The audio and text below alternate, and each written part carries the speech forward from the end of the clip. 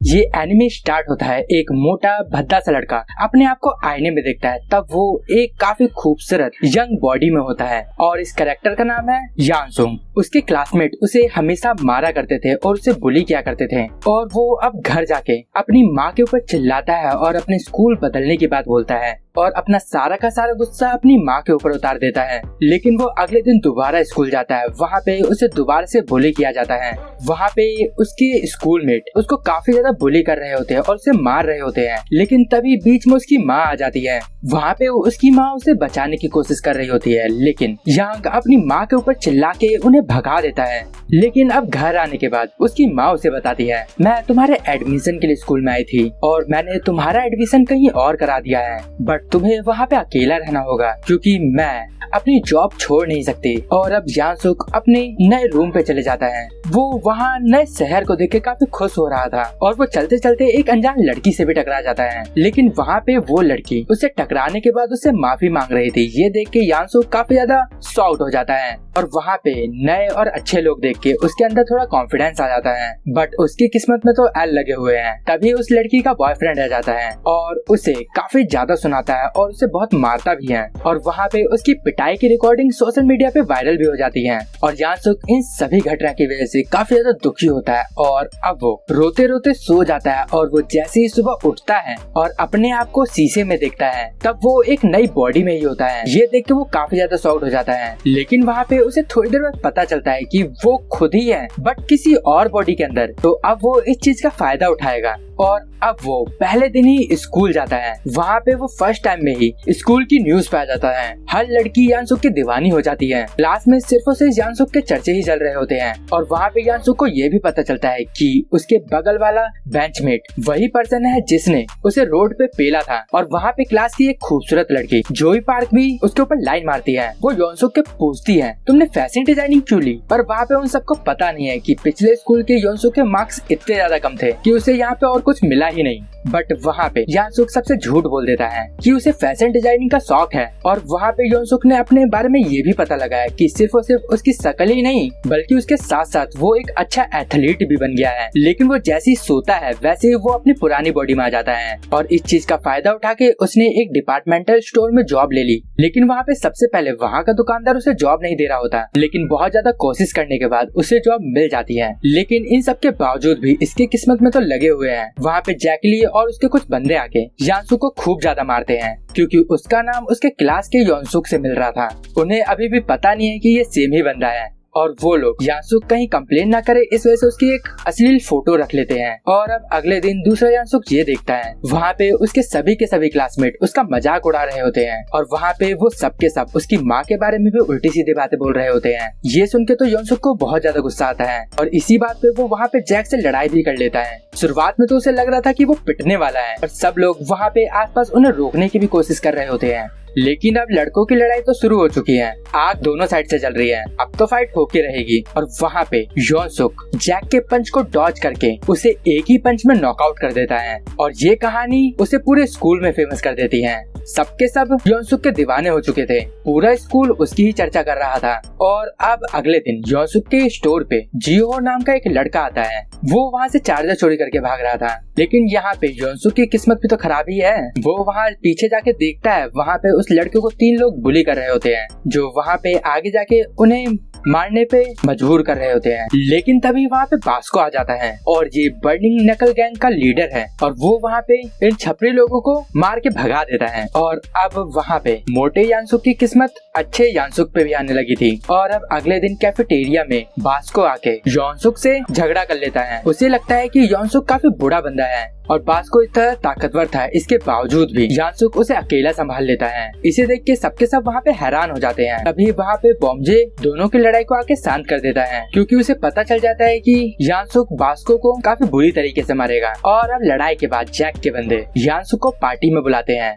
वहाँ पे जाने के बाद बहुत ज्यादा बवाल हो जाता है। वहाँ पे वो लोगों को अपने रूम पार्टनर के बारे में बताता है और वहाँ पे वो सबके सब लोग उसे गलत समझ लेते हैं। उन्हें लगता है कि वो एक गैंगस्टर है। और वहाँ पे पे वो लोग बात करते करते वो लोग जिहो और यांसुक की जो वीडियो बनाई थी वो सब के सब उसके ऊपर हंसने लगते हैं। इस बात पे यांसुक काफी ज्यादा गुस्सा हो जाता है और वो फोन को ही तोड़ देता है और वहाँ पे वो बेहोश हो जाता है। और वहाँ पे मोटा यांसुक तुरंत भाग के अपने आप को वापस लेने जाता है। वहाँ पे वो लोग उससे पूछते हैं आखिर तुम यहाँ क्यों आए हो। और अब वहाँ पे जैक यांसुक को पंच मारना सिखाता है और वो वहाँ पे उस मशीन का हाईएस्ट स्कोर भी सेट कर देता है। और बाद में उस स्कोर को देख के बॉस को कंफ्यूज हो जाता है। उसे लगता है कि मोटे यांसुक ने इस मशीन की ये हालत करी है और पतला वाला यांसुक मोटे यांसुक का फायदा उठा रहा है। और अब कुछ समय बाद यांसुक की माँ उससे मिलने आती है। वो वहाँ पे ये देख के काफी ज्यादा शॉक्ड हो जाती है कि यांसुक यहाँ सो रहा था। बट वहाँ पे जो पतले वाला यांसुक होता है वो सिचुएशन को हैंडल कर लेता है।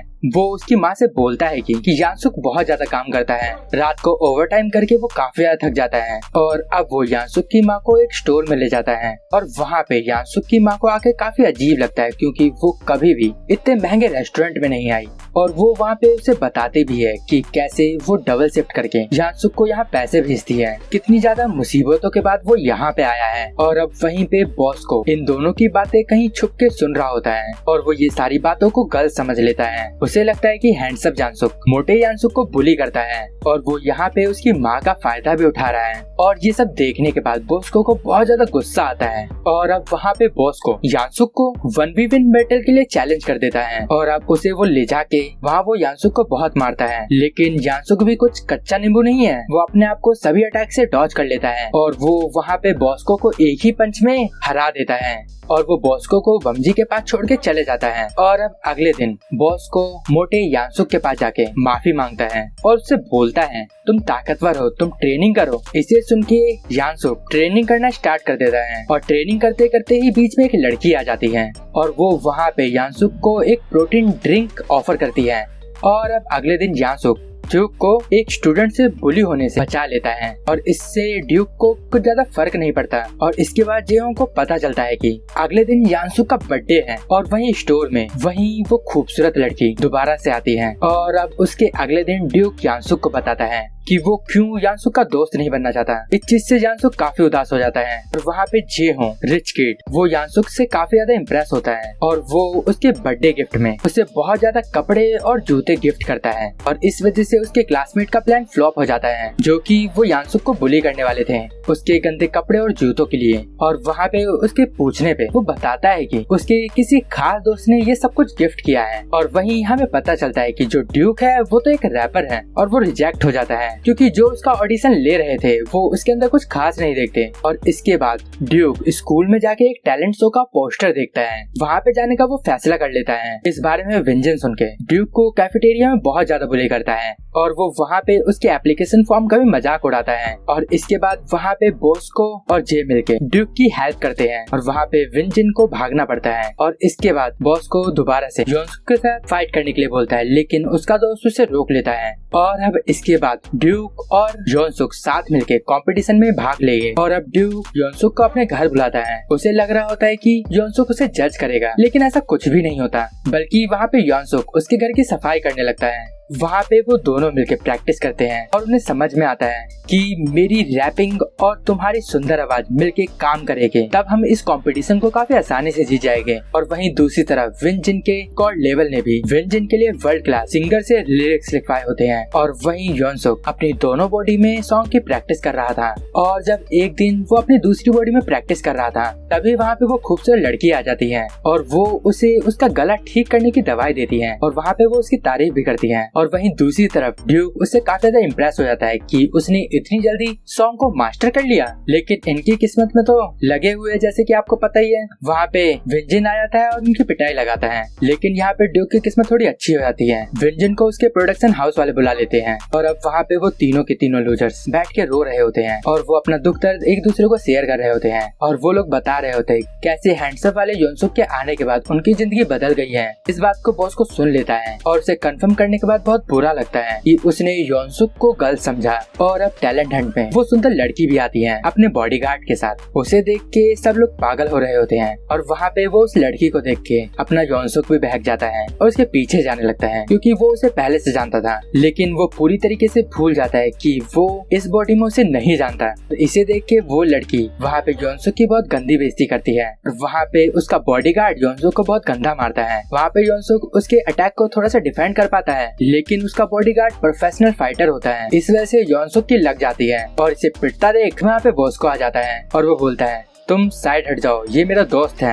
वहाँ पे एक घूसा खाने के बाद बॉस को वहाँ से बिल्कुल नहीं हिलता और उससे बोलता है तुम चश्मा उतारो। वहीं पे वो लड़की इस फाइट को अब रोक देती है और वो बोलती है अब हमें यहाँ से चलना चाहिए। और वहाँ योनसुक को भी याद आता है कि वो तो यहाँ पे कंपटीशन के लिए आया था, इसके लिए वो लेट हो रहा है। और अब बैक स्टेज पहुँचने के बाद उन लोगों की वहाँ पे हाथापाई हो जाती है। इसका ड्यूक बोलता है कि मैं गाना गा के तुम्हें जवाब दूंगा और वहाँ अब पब्लिक में पहुँचते ही इन सब का मजाक उड़ाने लगते हैं क्योंकि इन दोनों को दिखने में काफी ज्यादा डिफरेंस था। लेकिन परफॉर्मेंस के स्टार्ट होते ही वहाँ पे पूरी की पूरी पब्लिक इनके गाने की दीवानी हो जाती है। चारों तरफ से सीटों की आवाज आ रही होती है, सबके सब इनके गाने पे झूम रहे होते हैं। वहाँ पे वो डायरेक्टर भी सरप्राइज हो जाता है जिसने पहले ड्यूक को लेने से मना किया था और इसके बाद डायरेक्टर यानसुक आके ऑफर करता है कि वो उसके साथ काम करे, लेकिन यानसुक इसके लिए मना कर देता है क्योंकि मैं जो भी हूँ वो ड्यूक की वजह से हूँ। इसके बाद इनकी ये वीडियो एक फेमस सिंगर देखता है और एक ऐसी लड़की जिसके पास सेम यानसुक जैसी पावर थी और यहीं पे ये सीजन एंड हो जाता है। तो अब ये देखना होगा कि नेक्स्ट सीजन में हमें क्या देखने को मिलता है।